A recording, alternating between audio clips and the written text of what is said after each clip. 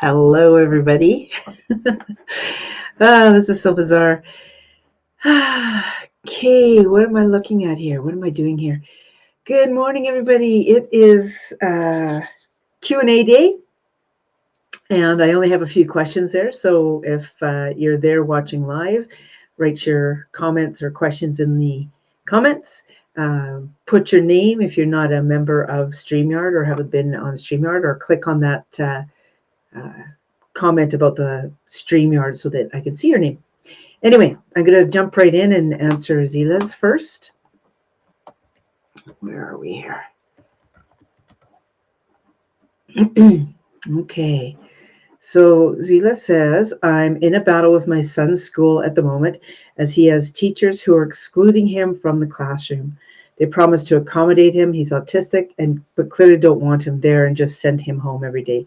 What would my guides like me to know in terms of my approach with the school? This is a huge trigger for me. I can't get beyond my mama bear emotions. I can totally understand. Hi, Sue. Wow. Yeah, exclusivity, including your kid. What am I seeing? What are the guides wanting to have come through? It's so interesting how I'm rubbing my hands together. I don't often do that. And there's something very much about there's a rub going on. I'm also very familiar with autistic children, Asperger's children, Asperger's adults, autistic adults. So what do your guides want you to know? It feels like there's a change coming up. Oh gosh. So I feel as though you're between a rock and a hard place, that there's not a lot of places that you can use for alternative methods, or teaching him at home is not an option as well. So there's something going on with that, as well as the mama bear energy. Bear with me here as I tap into this.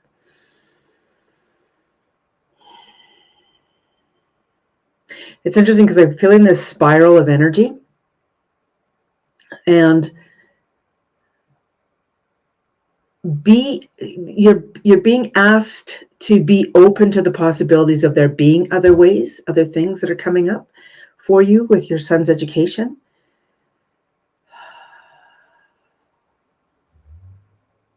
It's so interesting because I'm feeling the energy of a bigger animal. So I'm not sure if this is a hippopotamus. I'm not sure if this is a rhinoceros, an elephant. It's those big, obviously gray. There's something about the color gray as well. So there's big energy happening here.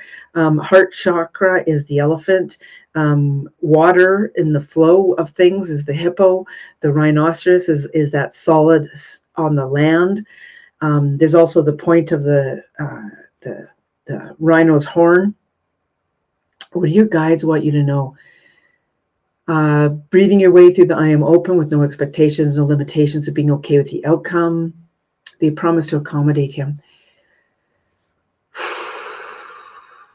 Does he have a teacher's aide? Because that's what they did in the schools where my kids went to school. There was a specific person there that was designated for the children like your son, that required a little bit more hands-on attention. And of course, we all know what the school system is like in their overcrowded classrooms, at least here in North America. So there's something about a teacher's aide, and funding for teacher's aides is coming through. They promise to accommodate in terms of my approach with the school.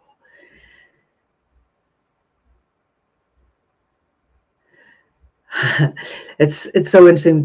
Those three animals. What would my guides like me to know in terms of my approach with the school? Those three animals are coming up pretty strongly, and to me that feels like standing your ground, but being in the flow of the energy as you hear what their responses are. Even if you got to write down what you want to say, have it written down, and there's no apologies needed. There's absolutely no apologies needed from you to them. It's a vice versa, actually. So please don't go in there going, I'm sorry, I'm sorry, I'm sorry. You can actually say thank you for your patience instead. So there's something about your words, being very clear about what you want to say. And it's so interesting that I almost stumbled there. Being very clear about what you want to say, writing it down, read over it a number of times, bounce it off a friend or somebody else, bounce it off of me, bounce it off of somebody in our community if you want. You're also in another community, so bounce it off somebody there. To get some feedback on that, and be all of those big gray animals, meaning be the rhino who is solid in its thing and has a point to make. Be the hippo, which is in the flow of things with the water. So hearing what they say and asking for them to hear what you have to say. That heart chakra with the elephant is really coming from the heart. Speak from your heart when you approach a school. Okay, I love the information that just came through for you. So that was very, very powerful. And the last question already, so this could be a short call today, is from Sue. She says, hi, Sandra. What does my motivation to move forward with my gifts? Oh, why? Why does my motivation to move forward with my gifts lose steam? I just returned from a trip home to New York to see my family. And now that I'm back in my area, I feel that feeling inside, it feels unmotivated. There's a couple different things going on there. One is that disconnection that is created when we go away.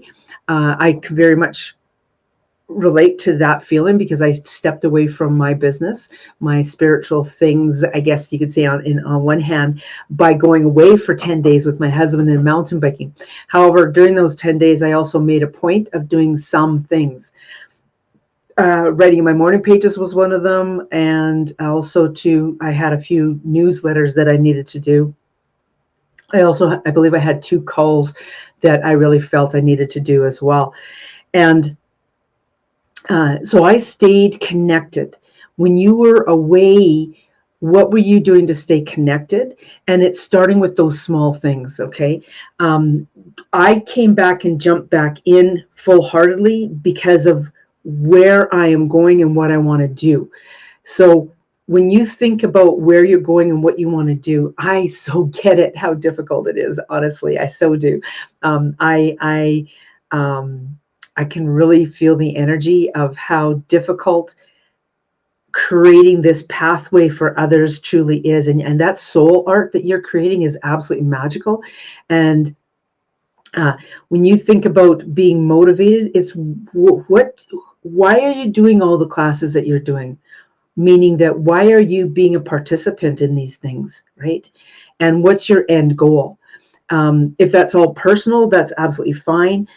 But then it's doing those small things to stay connected. And it's so interesting because I've actually been thinking a lot about the Empowering the Healer Within community, because there's a membership, right? And that membership is so that on a weekly basis, we can stay connected. We can get together.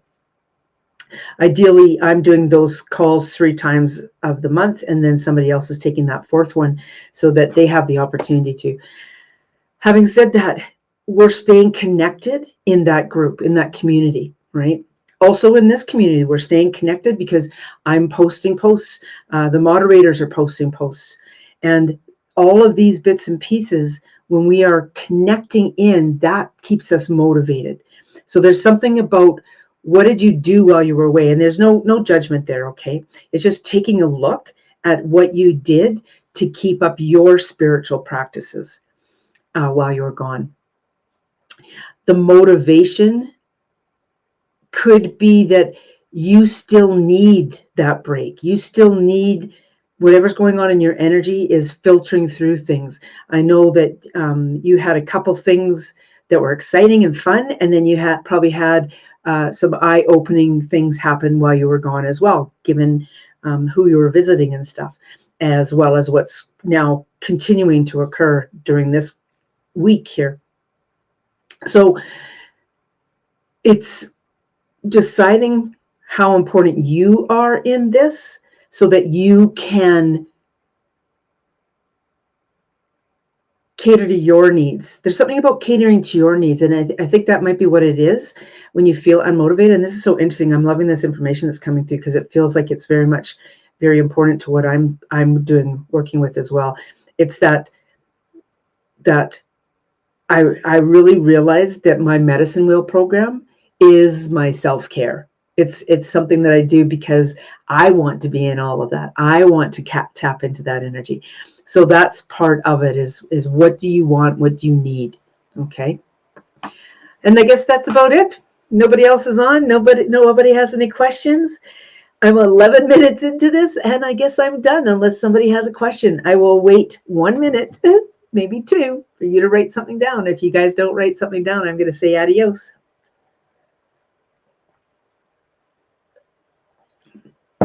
I will let you know that I have sent out some emails over on my YouTube channel, Sandra Pelli da Sandini. I posted the Q&A that was the Spirit Guides and Medicine Wheel. Hi, Shal. I feel for you, Shal. I've been thinking a lot about you of late. Yeah. Any questions?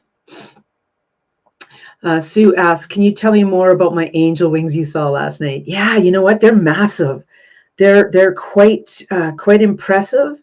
And it almost feels like there's a second set there too. So I'm not sure if that's the feminine and the masculine wings, or if it's for balance or what it is. But it's just very, very powerful. They're quite large. Like when I go back behind my back, they're my arm's length out back, and then they're as long as your back. So what are the angel wings? What's going on with the angel wings? The feathers on your angel wings are iridescent, so they're not actually white, they're iridescent, and that's really interesting that that's coming through. And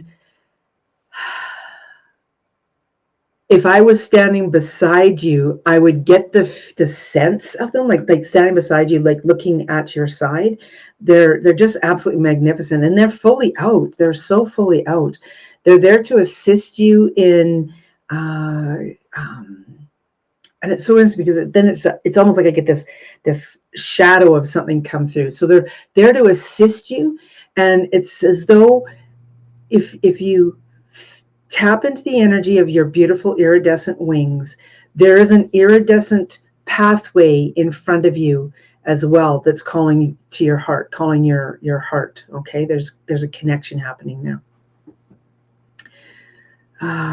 What's really interesting too is about these iridescent angel wings is that we usually think that angels are always white for some reason, and this iridescence is just showing an aspect of yourself that, okay, thank you, that you have yet to tap fully into.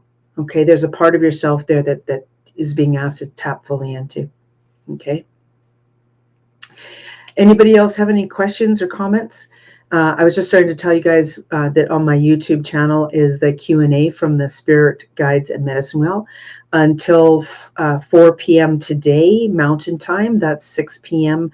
Eastern Time. There is a special deal going on for the Medicine Wheel program. So that's in that email offer as well. So check your emails. I'm just going to take a look at what Shal's asking here. Hi, Jenny. I was telling the kids that he'll be their epic grandpa guardian angel now, which I fully believe, and I don't feel like he's completely gone. So I'm curious about the relationship evolving. You know what? I've been thinking so much about your dad. I can feel the emotion in both of us, both myself and yourself. And the fact that I saw him in Valemont in March is absolutely astounding and really interesting because I remember in that moment thinking that his response to seeing me was a little off. So all the things that happened since then were already an indicator that there was something going on even when I saw him in March. Yeah, I can very strongly feel him, and he's definitely not wearing what's the word I'm He's not in the hospital gown by any means. He's got his usual hat on and jeans, and he's got some sort of bag over his shoulder. So I don't know if he usually carried a bag. I know when I saw him, I didn't really see him with a bag, but he definitely has some sort of bag on that he's wearing, and I'm not sure what's in it, but it feels like there's little treasures in that. And he's very much into his grandchildren, obviously. I was telling someone that the other day, I accidentally said Gordian angel. I love it. I love that. Absolutely love that. That's so beautiful. He is. He truly is. I know that the world's a sadder and quieter place because he's no longer here. What else is coming through? This big, huge grin. He is very healthy looking now. So very, very healthy looking now. And it feels like he's truly stepped into this new role with a great deal of acceptance. Like he's not in shock of anything that's gone down. It's just feeling like he's very accepting, and he's actually walking beside you. He's actually walking beside you, Shell, very, very strongly. I don't know if you could feel his arm over your shoulder, but he's actually got his arm over your shoulder. He's standing on your right side with his arm over your shoulders. Very, very powerful man. Beautiful, beautiful human being. Thank you for being on here, Shell. Whew. Yes, and Jenny Lee, thank you. I saw your comments on that video as well, that I was just talking about, the Q&A, the spiritual guides and spirit guides and medicine wheel. So I really appreciated that. And you would love a message. Let me just tap into the energy and see what's there. So the first thing that I'm getting is a fairly large bird. It feels like a condor, which is really interesting because I don't think I've ever had a condor come in this type of reading before. So it's a really big, big bird. It's a condor bird. And it's like literally, it's breast to breast with you, Jenny Lee. Jenny. it's chest to chest, breast to breast, heart to heart with you, and its wings are wrapped around your shoulders and its head is resting on your shoulder. It's just a beautiful, massive bird. Do I have my of course, right when I go to look for this silly book, it always disappears.